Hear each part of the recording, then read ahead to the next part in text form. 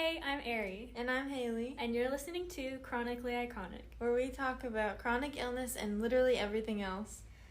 Okay, Haley, what's your number? It's like a 7 today. Oh, 7. Yeah. Like, a 7, would you say like a 7 is like,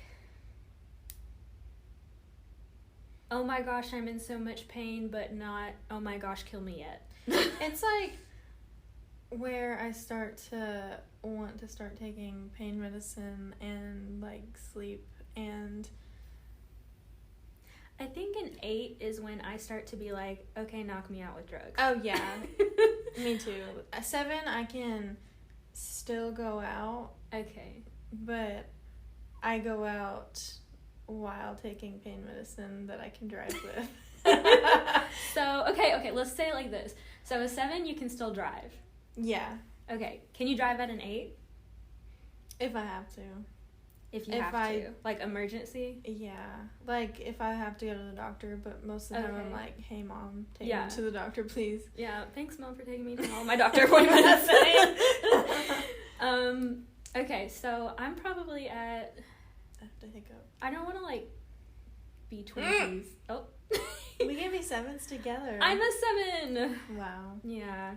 I can drive at a 7. I can't drive at an 8, though. Even with, like, medication. I'm not driving. But, honestly, like, if somebody offers to drive me somewhere, you bet I'm, like... Or I make my sister drive me. Because driving, like, causes pain. For me, at least. I love to drive. We are 2 different people. Okay, so today we're talking about the year 2020. That was a year. Can I say a bad word? No. Okay. Insert cuss word of choice. That was what 2020 was. Oh, it was a wreck. It was a mess. A total wreck. Before we start talking about 2020, I really want to acknowledge the people who lost people to COVID. I want to acknowledge the families who have someone who may be in the hospital now, currently fighting COVID. Also want to touch on the rise of domestic violence, because I know that was, as well as just violence in general. COVID really caused a lot of that. The loss of jobs. So many people were hurt by the year 2020, and I don't ever want to just like fly past what happened and the reality of how awful COVID was and has been, and is still, I mean, it's still vibing. Yeah. So I just wanted to touch on those. And the importance of getting your vaccine and loving your neighbor as yourself. Well, you said the word first. Vaccines. Oh, I'll say it 100 Let's times. chat about that first. Okay. So, personally, I am vaccinated. I am also vaccinated. And I'm in the 1%. You're in the 1% too, right? I don't know what you're talking about. Oh, like, if we got COVID, we would most likely die. Oh, probably. I don't know. Well, people with, like, immune diseases. Oh, yeah. I was never told, this is so hilarious. Yeah, probably. Okay, I'll tell you. Oh my gosh, my voice. You're probably in the 1%, Haley. I probably am in the 1%. I didn't look it up because I have anxiety. And if I look that up, I will continue to spiral. Yes. So, I didn't look that up. Yes. But yeah. I did. Well, yeah. So I actually got my vaccine really early on. Because my dad is also in the 1%. He has PLS. So, got the shot. It wasn't bad for me. I didn't have any reactions. Did you have any reactions? I did. But do tell. We don't know if it was due to the vaccine or if it was just because I'm sick. So, yeah. I got the vaccine, but it wasn't until like 5 days later that I was in 9 out of 10 pain for a month. So I asked a pharmacist, and they said that if you have any reactions, it would only happen 48 hours or 48 to 72 hours after the vaccine. Mine happened 5 days after. So I don't really think it was due to the vaccine. I think it was just a lot of everything, you know. But I did get sick after, and I also had like a fever and chills and stuff after my second dose. Okay, so the first one you didn't, the second one you did get. My first one was more like autoimmune flare. Okay, do you think the vaccine for your body, like, maybe it triggered? It might have. The pharmacist said no, and then my doctor said yes. So it's like, who do I listen to, you know? What do you think? I don't know. Oh, okay. I really don't.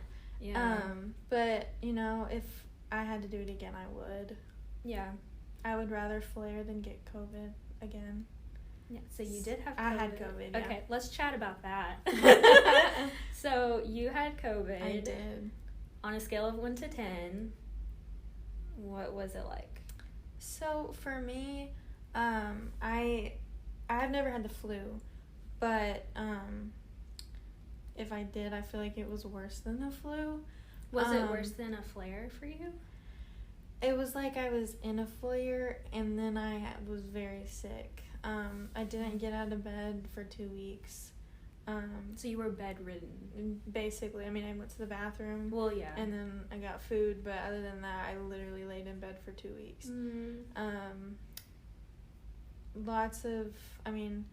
It was weird because my fever would go from like 103 to like 99, which is what everybody says happens. I did test negative, but everybody in my house tested positive, and I also lost my taste and smell. So they're like, you have it. You have it. So I had fever, lost my taste and smell. I had nerve pain just because that's what my body does when I'm sick. Yeah. I didn't get out of bed. But most of my mom and my sisters recovered within 2 weeks. My dad got COVID pneumonia, so it took him longer. But for me... Was he hospitalized? He was not... No, he wasn't. He just got the infusion, and so it took him longer to get the vaccine just because of the... I don't know, you can't get the vaccine... Well, he had pneumonia. Because after you get the infusion, you have to wait longer. I don't know. I'm not scientific or whatever. Yeah. I don't know anything about that.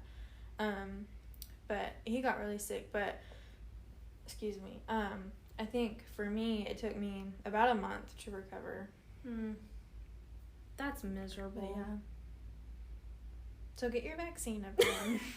Yes. And wear your mask. Here's my thing, though. I did get the vaccine. My whole family got it. I didn't get sick, and I didn't flare, which I think was so strange. It was really strange to me because I flare so easily. Anything can trigger a flare. And then I get sick all the time, like whatever little cold's running around, I always get it. So, I mean, like, I was really surprised that I didn't have any reactions to it. My mom, she was, like, in bed for a couple of days, just feeling, like, exhausted and achy. It was nothing serious, so, but, yeah, that's how it affected us, not very much. So, what would you say to people who are not vaccinated yet, or who may, like, say that there's no need to get vaccinated, or they just don't believe in getting vaccinated? Coming from a disabled woman, I would just ask you, please get vaccinated. This is coming just from someone who has been sick for a really long time. We can get sick from a cold, but we can also get sick from COVID, just like y'all. But I mean, you can... Let me rephrase this. I understand that it can be scary, not knowing what's in, I mean, we do know what's in the vaccine, so yeah. But if we get COVID, it's life-threatening. And it's really scary going out, and even if we're vaccinated, we're both vaccinated, there's still a chance for us to get COVID and wearing our mask. And we've taken all the precautions that we can, and we need everyone else to protect and love your neighbor as yourself. I've been saying, like, please get vaccinated for those of us who can't fight, for those of us who can't get vaccinated. I have a little sister. It took her a little while until she could get vaccinated. And then there are so many people who are disabled or who have health issues that are legitimately unable to get the vaccine at all. But then these are the people most likely to die from it. Exactly. So if you're like a healthy 21-year-old, like, who's just not getting it because you don't want to, that's selfish. I agree. And I'm just gonna say it flat out. It's very selfish. And if you have medical reasons where you cannot get the vaccine, you're valid. Absolutely. Because, I mean, absolutely, you know, but I just feel like if you're healthy, you're young, you owe it. I mean, I don't want to be like, I don't want to be rude or mean about it, but I feel like if you're young and able and healthy, I feel like you owe it to those who aren't to protect us. Like, it's not a simple thing of, well, even though you're disabled, you're young. Like, no, we're disabled and likely to die from something that's going around that you could help prevent. And on that topic, please wear a mask. Please wear a mask. Seriously, the United States is one of the only countries that doesn't wear a mask culturally when we're ill, like with a cold. Yeah. Like, most countries wear masks when they have a sinus infection. And it's just out of respect for their fellow human beings. Exactly. Like, it's not a, like, you have to wear a mask because you live here. It's a, please wear a mask out of respect for those who may get sick and die from what's going around. And it's a piece of cloth. And I get so hyped about this. No one is, excuse me, there's a bubble in my throat. No one is taking your rights away for asking you to put a piece of cloth over your face to protect your community. I think it's a thing of respect. It's not. It is a thing of, yeah. It's not, well, you're going to save everybody by wearing a mask. It's not, you know, masked people are better than unmasked people. Exactly, It's just respect for others. It's not, I'm going to start getting really upset about it if I keep going. But, like, you know, it's just respect and decency, and you have a small part in this because you live on this earth and you live in proximity to others, and this is just part of being human. It's not. And can I just say, small tangent, I have to wear, because I have sleep apnea, I have to wear a machine at night that wraps around my head and covers my nose and my mouth. Okay, so picture that. And then I also have to wear an arm brace because of my muscle situation. This arm brace, if I wear it for a certain amount of time, takes away some of the pain so that my muscles can rest. It's complicated. But, I mean, and then I have a weighted blanket because my anxiety is so bad. And then I have medications that I take at night that make you feel all kinds of weird. And then I also sleep with a night guard because I clench my teeth all the time out of stress and because I'm in pain. So if I can sleep with all of this, I think you can wear a piece of cloth for 5 minutes when you go into Walmart.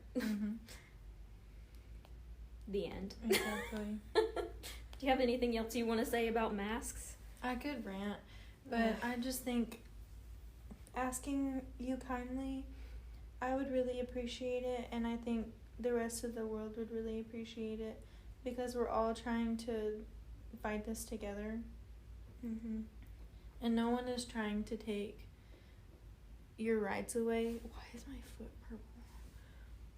You have bad circulation. I do have bad circulation. We're sitting on a couch, and her foot's purple because her legs are crossed. But I know that we would appreciate it dearly. Think about the babies. Think about the For infants. Real. Think about all of the COVID babies who have not lived a life without masks. Yeah. Can we just keep this going? Can masks become socially accepted? Not because I want to make people suffer, but because it protects the people who are most vulnerable. Mm-hmm. Duh. It's not hard. Okay. Ugh. Okay. Let's touch on social distancing. I love social distancing. That's my favorite thing. Me too. It's the best thing that ever happened to us. So, okay, let's talk about social distancing before 2020. I have to hiccup. Okay. It's a loud hiccup. I'm sorry. Social distancing before 2020. Hit it. Really wasn't a thing. Yeah. At all. Unless you were in the hospital. But that really wasn't a thing either.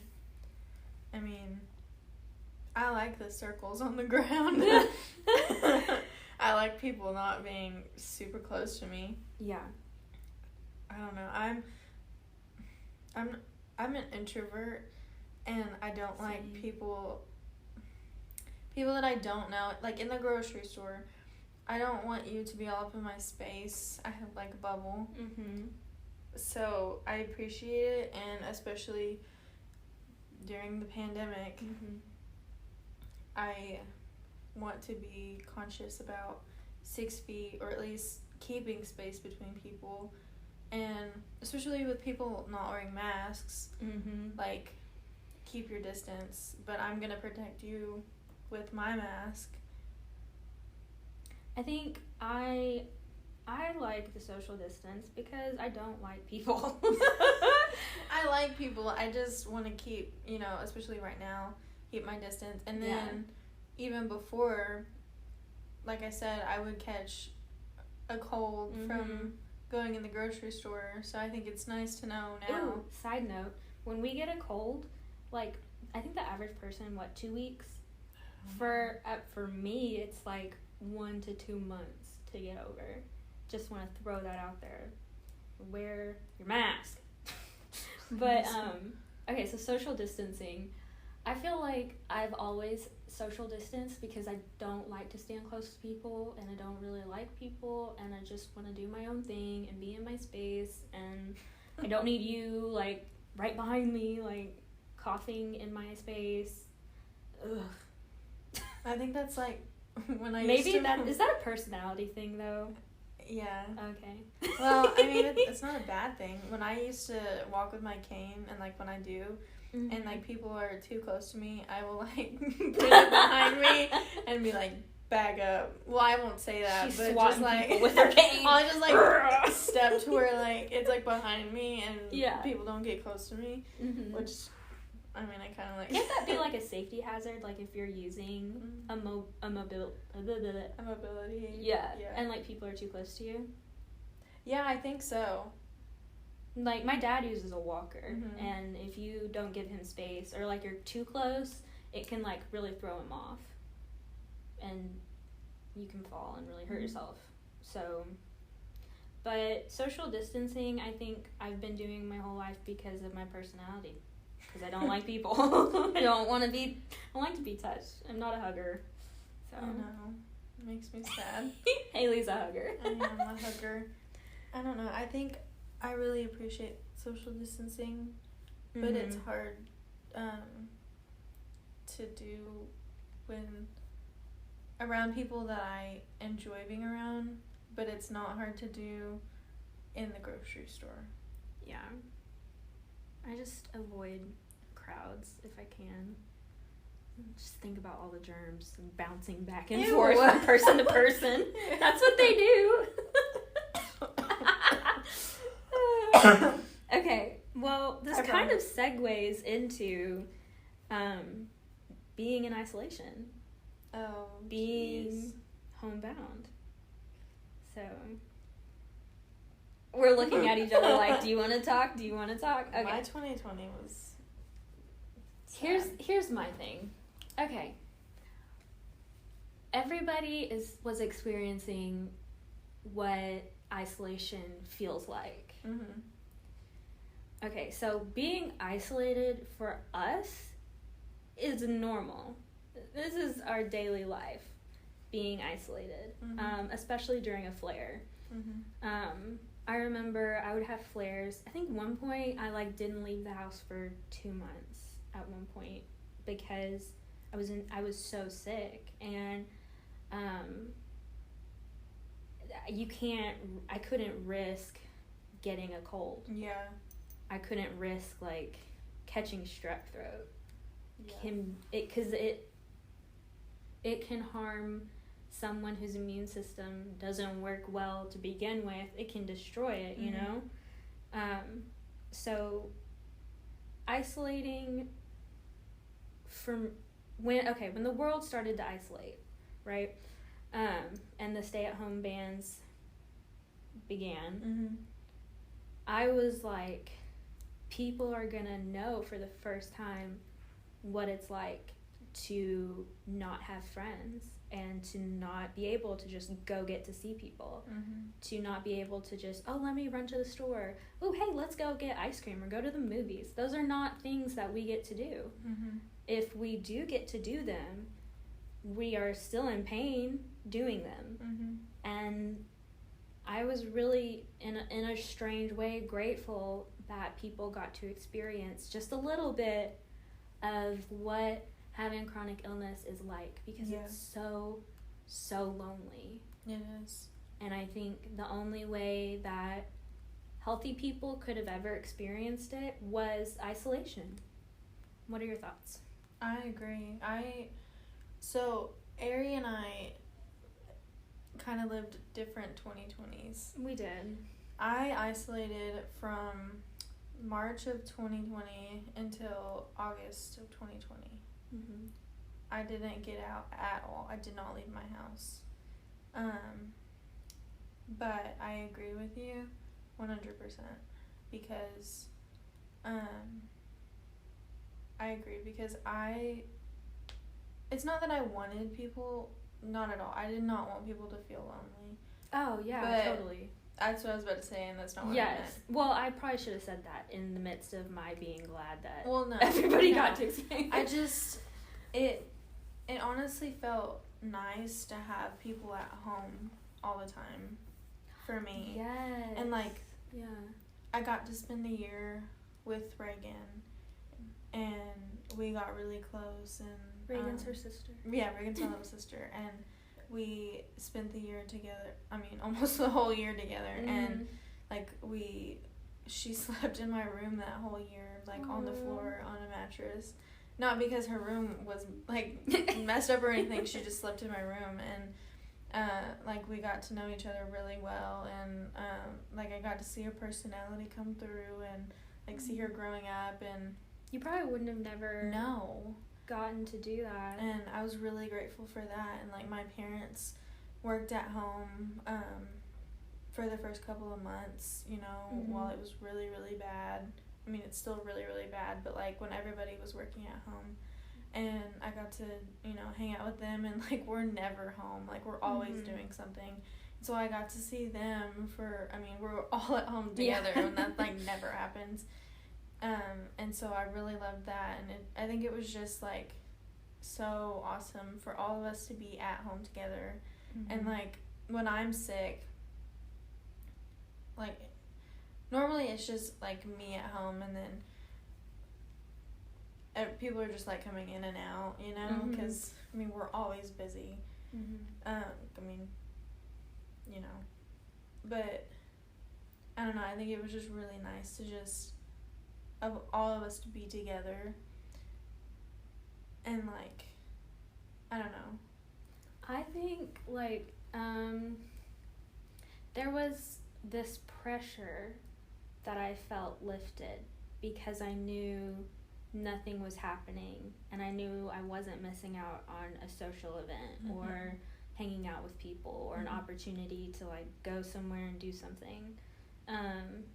Because I don't know about you, I constantly feel this pressure, like, if I feel even a little bit okay, like, you need to find people to hang out with, go do something, because you never know if you're gonna get to do it again. Well, yeah, absolutely. And so I think when there was, like, a home, like, when our city shut down, like, completely, I just felt this pressure lifted because I didn't have to keep up. I felt like I could, okay, everybody's, like, still.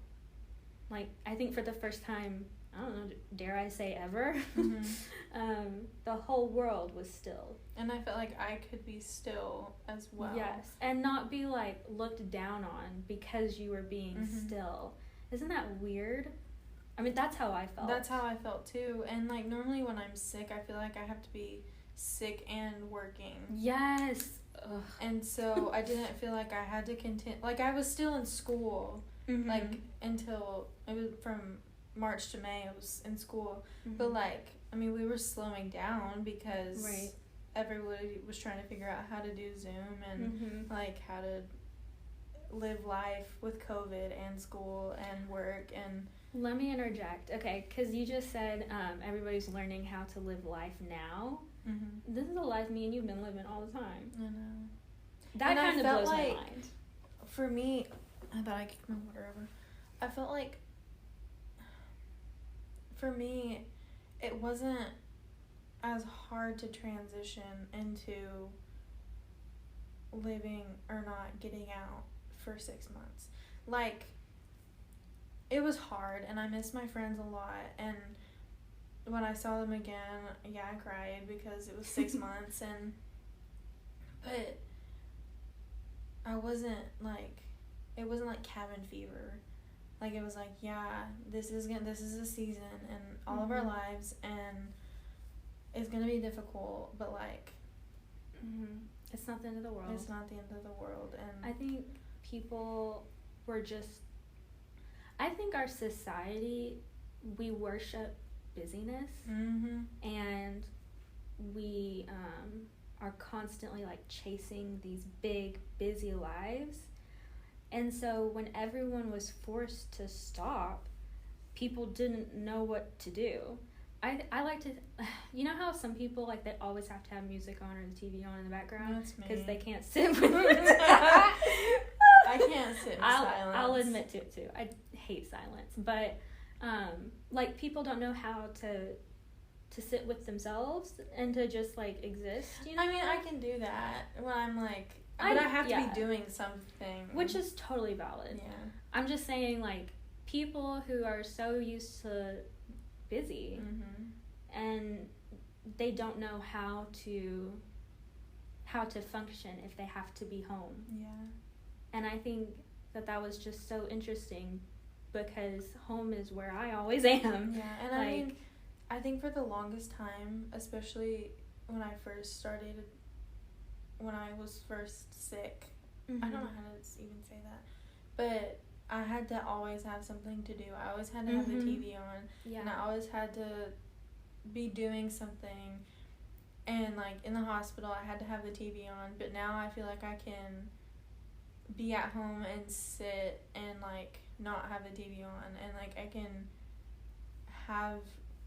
be on my phone, but you can be with yourself. You know how to be with yourself. I don't have to have the TV on. I don't have to listen to a podcast. But, like, it took me a while to be able to do that. Yeah, and I think that's totally valid. I recently, because I do yoga every morning to try and help, like, loosen up my muscles and whatever. I mean, I hate it. I hate yoga. I don't like it, and honestly, I haven't done it for a couple of days, but I did it this morning, so yay me. I'm proud of you. But I started, like, doing my stretching without music and just in silence. And I hated it, and I still hate it, but I think there's something really good about it too. And I don't know if it's like maybe your mind is like resetting itself without, you know, because I'm not thinking, I'm just like in the stretch and I'm breathing or whatever. But I don't know, it's like my mind can reset. I don't know, does that make sense? All that to say, I think it was really interesting to see how people responded to having to be at home all the time. It was very strange to see the difference between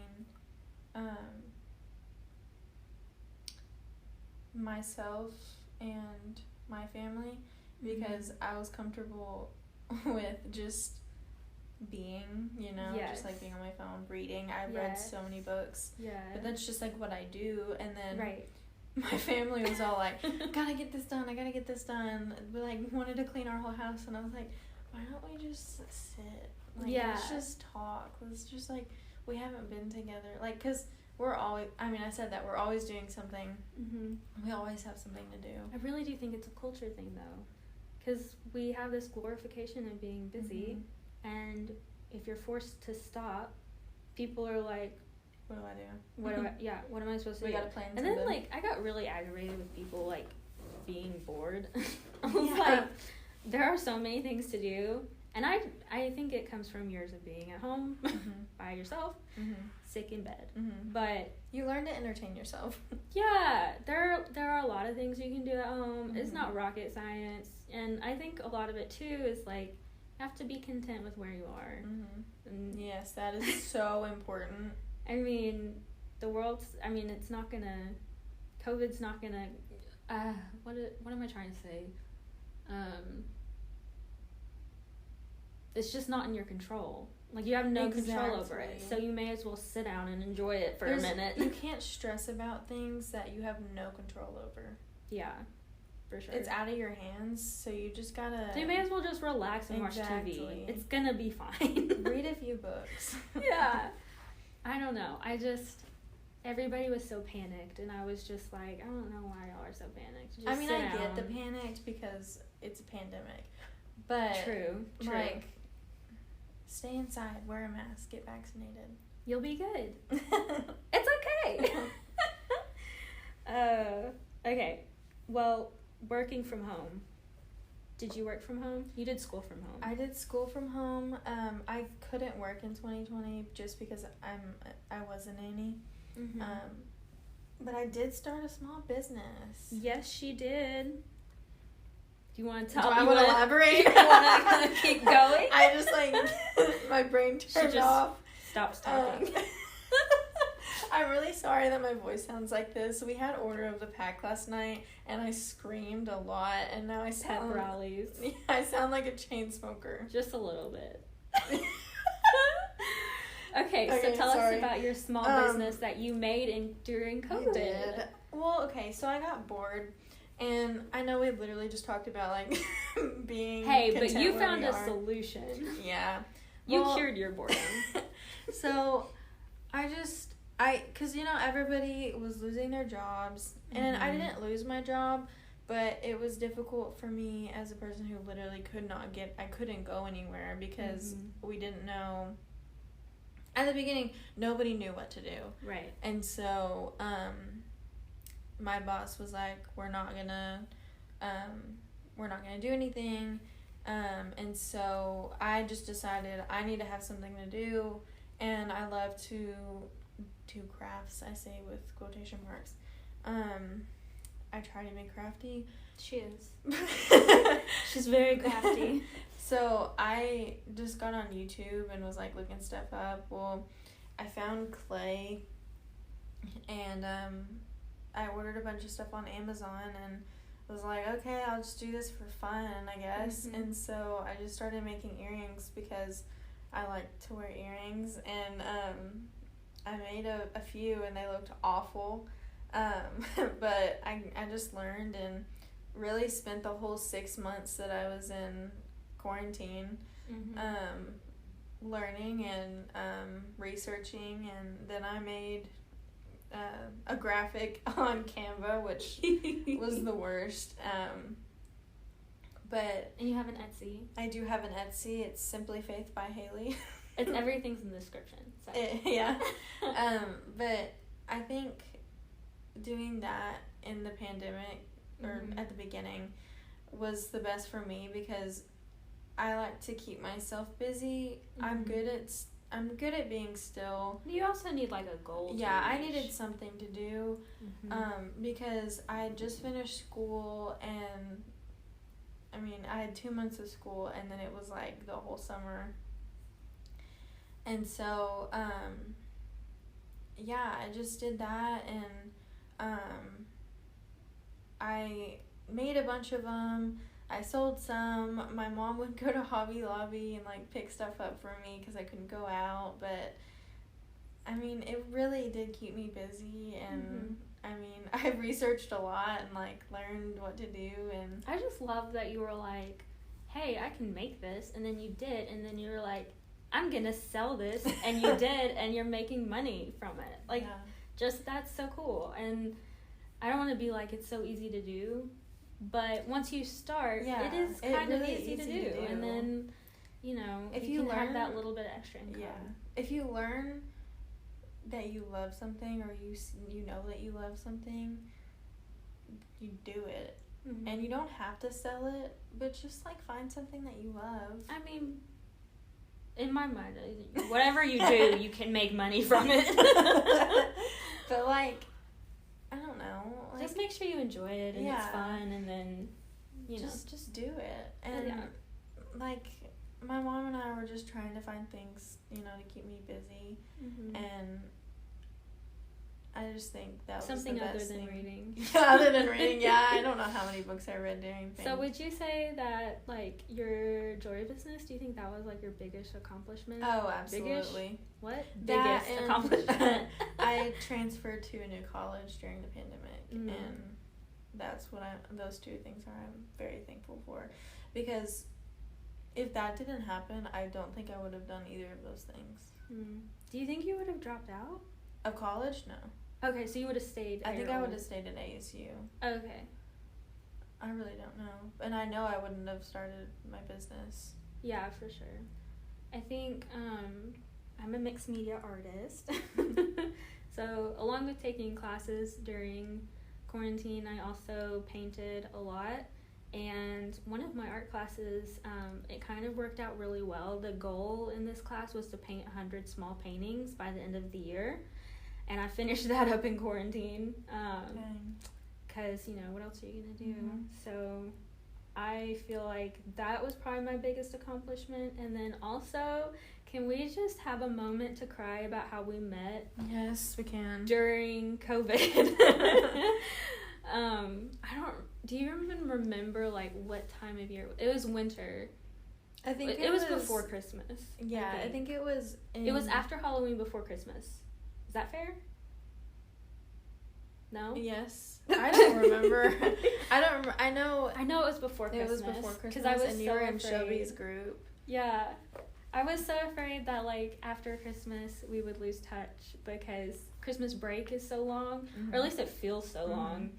But I just think that's wild that we met almost because of COVID, because at that point, my health was actually improving during 2020, which I almost feel bad because, like, 2020 for me was kind of great. And so, but my health was kind of getting pretty good, and so I started, like, venturing out to, like, restaurants and coffee shops and study groups and stuff like that, and then that's how we met. And I wouldn't have ventured out if I hadn't have been able to take the time to not do anything at the beginning of 2020. Again, I think it's that pressure was lifted for me, and so I felt like I could catch my breath and then do what I wanted to do instead of making sure I do all the things and see people while I can. You know what I mean? So because I remember we were at the BCM, and you had just finished with Shelby's group. I think I went to a Bible study. Yeah, y'all were in the worship center in the BCM. And I literally, this is so funny because I wasn't even supposed to be there that night. I didn't know that. No, there was no reason for me to be there. Like, I just showed up because I wanted to be there, and I was like, I'll do homework. And See, then I went because I was lonely and wanted friends. there was literally no reason for me to be there, and so I just Wow. showed up, and I was like, yeah, I'll go. And so I went, and I was just gonna hang out and do homework, and then I just hung out, and Shelby came in, and she was like, yeah, Ariana is which is not my name. Yeah, but Shelby knows that now. Hey, shout out Shelby, I love you. She was like, this girl named Ariana is coming, and then you went, hi, my name is Ari, and I was like, we're gonna be friends. At that point, I was kind of like, I just have to show up and like be loud so people can hear me and see me and I can make friends. But I remember I didn't say anything about my chronic illness. And you said, hey, I'm Hailey, I have a disability. And I went, what? And I think I was really loud. I was probably very loud because I get loud when I'm excited. But I was like, what? Oh my gosh. And then I sat down and you told me about your disability and I told you about mine, and then we kind of trauma bonded. We trauma dumped on each other. We did. It was like an emotional out of the body experience because she was like, I have depression and anxiety, and I was like, my doctors were so mean. She was like, mine were too.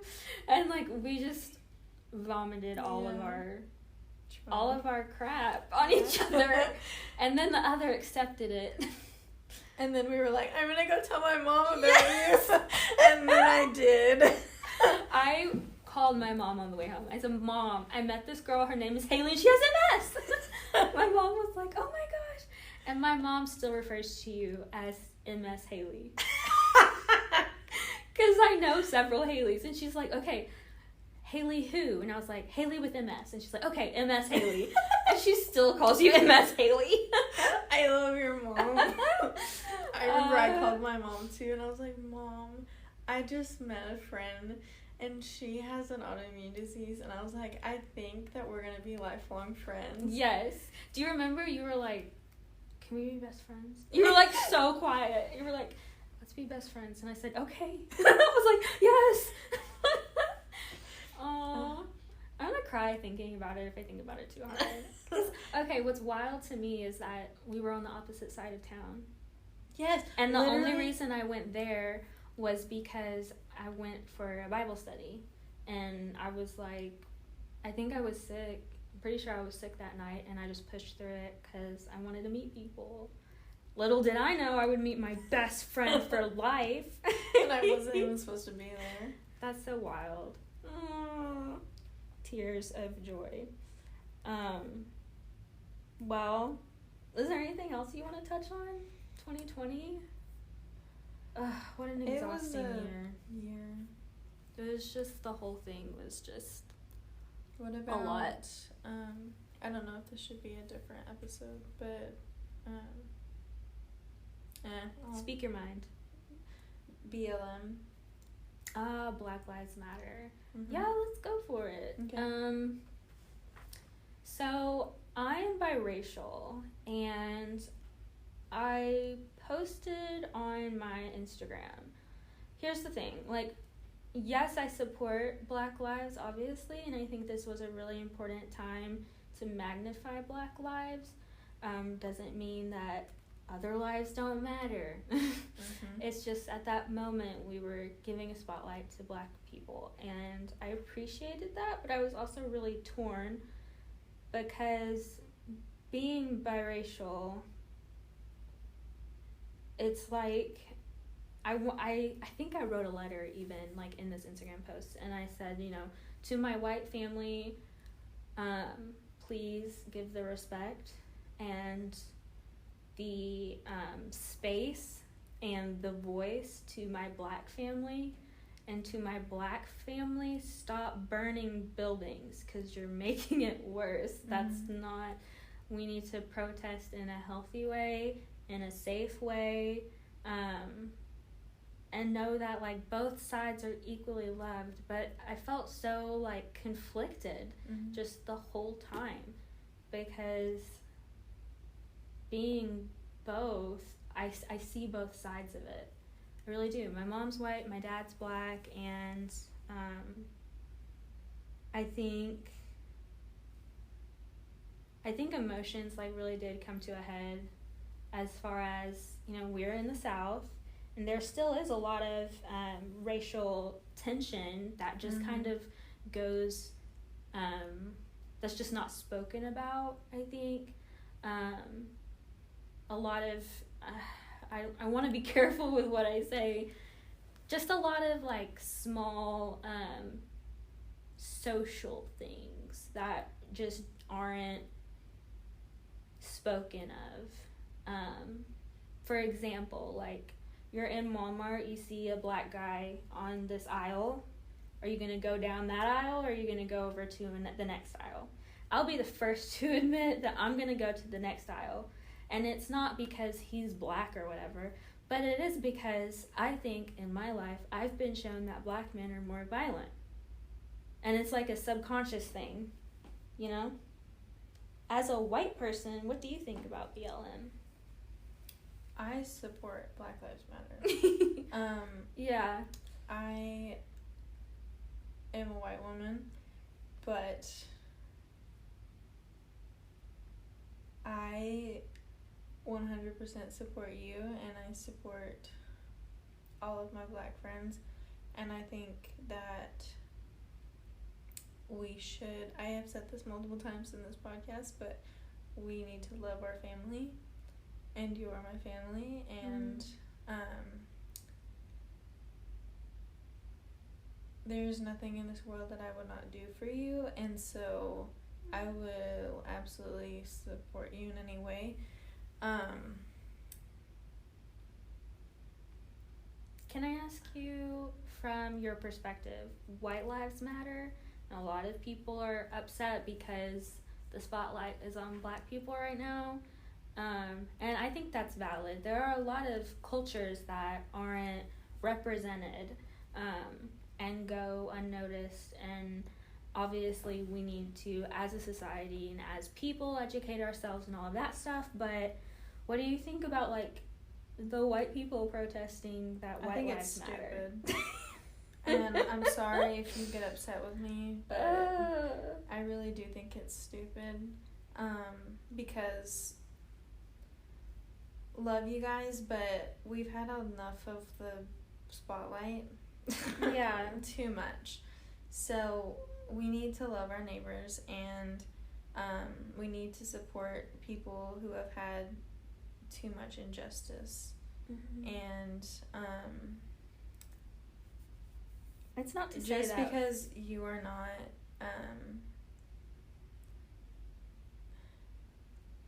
saying Black Lives Matter is not saying that your life does not matter as a white person. It's just giving them the spotlight for a minute, I feel like. They're just saying Black Lives Matter. Black lives do matter. They're not saying white lives don't matter. And people have taken that out of context. What's the analogy that Shelby says about the house? Like, if my house is burning, we're going to give all the water to this house. Somebody else is like, well, what about my house? Your house isn't on fire. And it doesn't mean that your house isn't important. If it catches fire, then we will help you. But yours isn't on fire. Exactly. I think that's really a perfect analogy of all of it. But I do feel torn. But I think it's a constant feeling. And I talked to my sister, who, again, is biracial. We have the same parents. But she looks whiter than I do. And one thing that I struggle with, and I honestly thought BLM would fix this. On my driver's license, there's no, biracial isn't an option.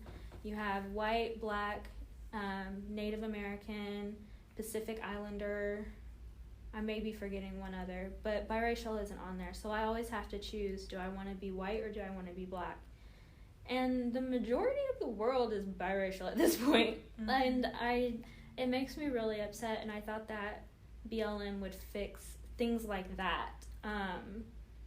And I'm still sitting over here having to choose if I want to be black or white. And that is something, I mean, like I said, I thought BLM would fix that, and it didn't. So I guess I need to write some letters. But letters to the governor. But that's something that, it's just small things like that. I don't know.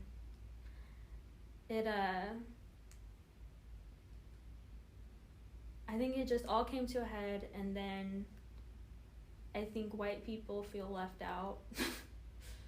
And I think, you can correct me because I'm not fully white, I'm half and half. But I think white people felt left out, and I think that protesting against masks was a way that they could get attention. What do you think about that? I think that they should not feel left out, because if we're going to protest, we need to stand together with our family. And if you disagree, I don't care. It's fine. Go about your day. But do you know what I mean? Because if we're gonna stand with someone, we need to stand together. Because there's so much division in the world right now. Mm-hmm. Do you think I don't know if people protested masks because they needed, I've never thought about that. I think people are always looking for something to be mad about. Oh, and absolutely. it just kind of occurred to me, like, maybe that was kind of like for the people who didn't feel heard or seen during BLM, maybe this is a way that they're... Yeah. I feel like, I don't know if it's, I don't know. I mean, it goes so much deeper than just, BLM, do you support, do you not support, wear a mask, don't wear a mask. It's deeper than that. Mm-hmm. There are scars, there are wounds that we can't see. Yeah. So I feel like that's all I can say, because I don't know the history well enough. And that's on me. I don't know the history well enough. I don't know the specific situation of each thing that happened. I mean, I just don't feel like I'm educated enough to speak more. Mm-hmm. But I guess that's it. I felt very torn, and I wish that I could put my real race on my driver's license. Yeah. And I didn't think I would still have to lie about that. So that's my 2 cents. Is there anything else you want to say about all of it? Ooh, okay, let me ask. Okay. How do you think the world, like, will the world recover? Like, what will it be like from now on? Like, what do you think moving forward, like, what is it going to be like for disabled people from now on? Because I kind of feel like the world has experienced just a little bit of what our everyday lives are like. Mm-hmm. And so I kind of feel like there's a little bit more grace for when someone says, I don't feel good, mm-hmm. or when someone says, I'm really sick. Mm-hmm. I think people are more, like, accepting, and there's more grace for that now. What do you think? I think, especially, I don't know why I said that. I think that the world has changed I wouldn't say for good, but there are good things that has come out of 2020, like, mm-hmm. Being able to pick up your groceries. Yes. Not going inside. Mm-hmm. And, DoorDash and, mm-hmm.